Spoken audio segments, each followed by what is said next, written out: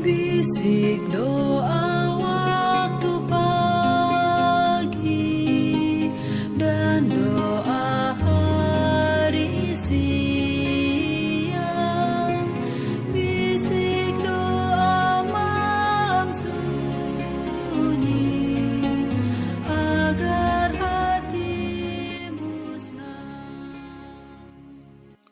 Shalom saudara-saudaraku yang diberkati Yesus Kristus. Salam sukacita. Bertemu kembali kita untuk melanjutkan pembahasan dari renungan harian menjadi putra dan putri Allah. Judul renungan kita hari ini ialah Lazarus dibangkitkan untuk menyatakan kemuliaan Allah. Mari kita berdoa.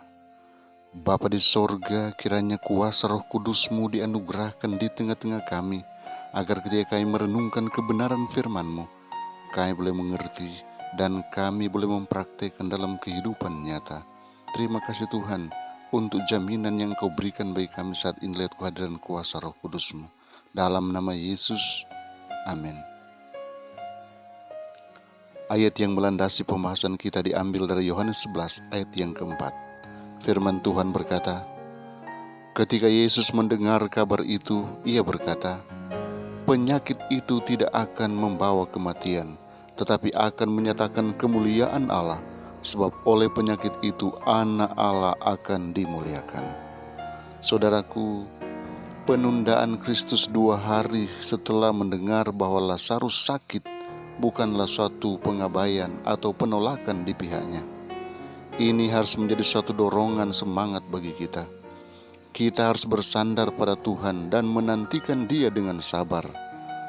Jawaban kepada doa kita mungkin tidak datang selekas yang kita inginkan, dan mungkin juga tidak persis seperti yang kita telah minta. Tetapi Dia yang mengetahui apa yang terbaik bagi anak-anaknya akan mencurahkan suatu kebajikan yang jauh lebih besar daripada apa yang kita telah minta, jikalau kita tidak menjadi tanpa iman dan tawar hati. Kristus tidak hanya memikirkan orang-orang yang dikasihi di Betania, Ia juga memikirkan pelatihan murid-muridnya.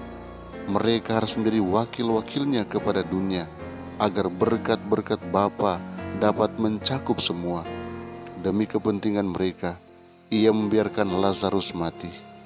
Kalau sekiranya Ia memulihkannya dari kesakitan kepada kesehatan, mujizat yang menjadi bukti yang paling pasti akan tabiatnya yang ilahi itu tidak akan diadakan.